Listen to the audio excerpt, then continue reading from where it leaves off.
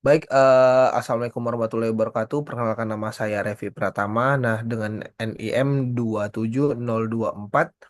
2702437504. Nah, di sini saya akan membahas tentang ujian akhir semester saya itu yang berjudul Membangun Kesadaran dan Kolaborasi untuk Mewujudkan Pola Konsumsi dan Produksi Berkelanjutan di Indonesia dengan implementasi SDG 12.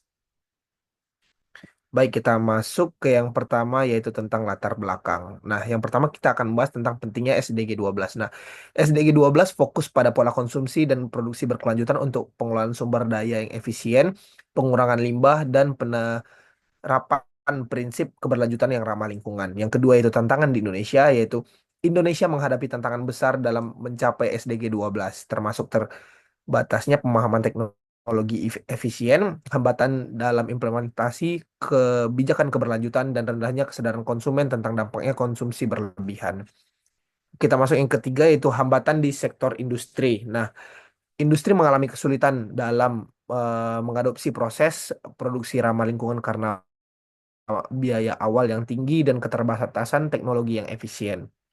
Setelah itu ada peran pemerintah perlu mengimplementasikan kebijakan yang mendukung keberlanjutan seperti regulasi pengurangan limbah dan peningkatan efisien energi. Nah, setelah itu peran industri. Nah, industri sendiri harus berinvestasi dalam teknologi ramah lingkungan dan inovasi untuk menciptakan proses produksi yang lebih hijau dan efisien.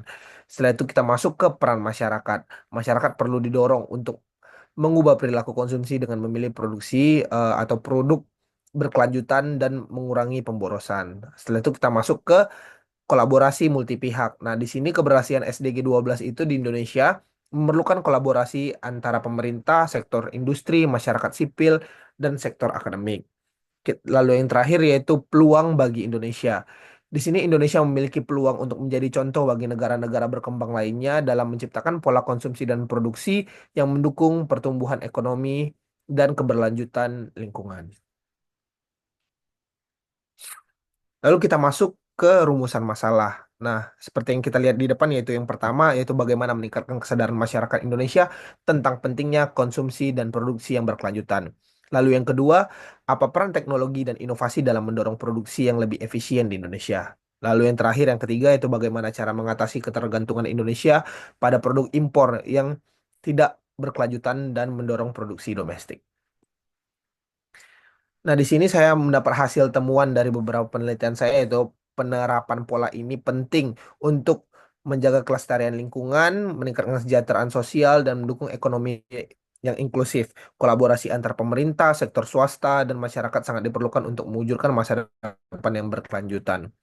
Tantangan utamanya yaitu yang pertama keterbatasan infrastruktur dan teknologi, yang kedua, kurangnya kesadaran dan edukasi masyarakat, lalu ketergantungan pada sumber daya alam, lalu pola konsumsi yang berorientasi pada konsumsi cepat, lalu yang terakhir yaitu kurangnya kebijakan yang konsisten dan terpadu.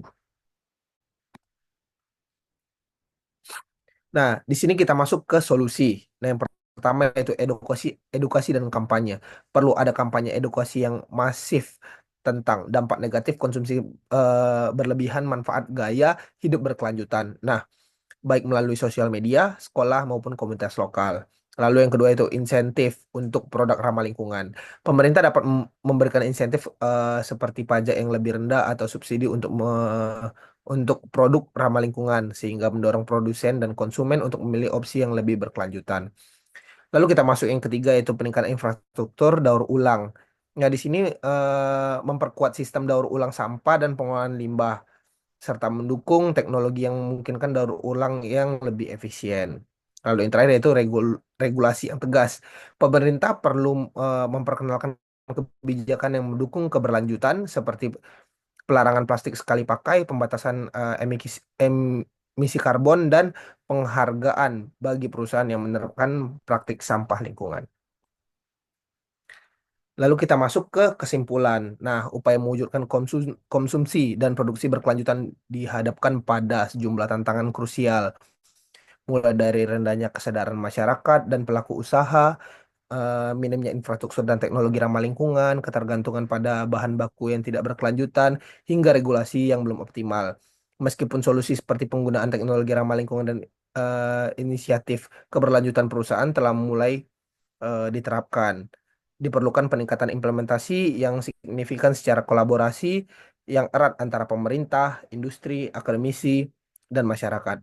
Edukasi dan kampanye yang lebih luas, dukungan insentif untuk teknologi ramah lingkungan, serta penguatan produksi domestik yang berkelanjutan adalah langkah-langkah kunci untuk mempercepat transisi menuju pola konsumsi dan produksi yang lebih bertanggung jawab dan berkelanjutan. Lalu yang terakhir kita masuk ke refleksi pribadi. Nah, yang pertama yaitu penerapan pola konsumsi dan produksi berkelanjutan sangat penting untuk keberlanjutan lingkungan, kesejahteraan sosial, dan pertumbuhan ekonomi yang inklusif di Indonesia. Lalu yang kedua adalah tantangan utama meliputi keterbatasan infrastruktur, kurangnya kesadaran masyarakat, dan budaya konsumsi yang mengutamakan kenyamanan jangka pendek. Lalu yang ketiga itu teknologi ramah lingkungan seperti energi terbarukan dan mobil listrik mulai diterapkan, menunjukkan bahwa perubahan dapat dimulai dari sektor industri. Lalu selanjutnya kita masuk ke kolaborasi antara pemerintah, sektor swasta, dan masyarakat sangat penting untuk menciptakan perubahan sistematik yang mendukung konsumsi dan produksi berkelanjutan. Lalu edukasi insentif melalui kampanye publik dan kebijakan yang mendukung akan meningkatkan kesadaran masyarakat untuk mengubah perilaku konsumsi yang lebih ramah lingkungan. Lalu yang terakhir yaitu setiap individu harus mempertimbangkan pilihan konsumsi mereka karena langkah kecil yang diambil bisa berdampak besar bagi masa depan bumi dan generasi mendatang. Baik, sekian presentasi dari saya untuk ujian akhir semester ini. Lebih kurang saya mohon maaf. Assalamualaikum warahmatullahi wabarakatuh. Terima kasih.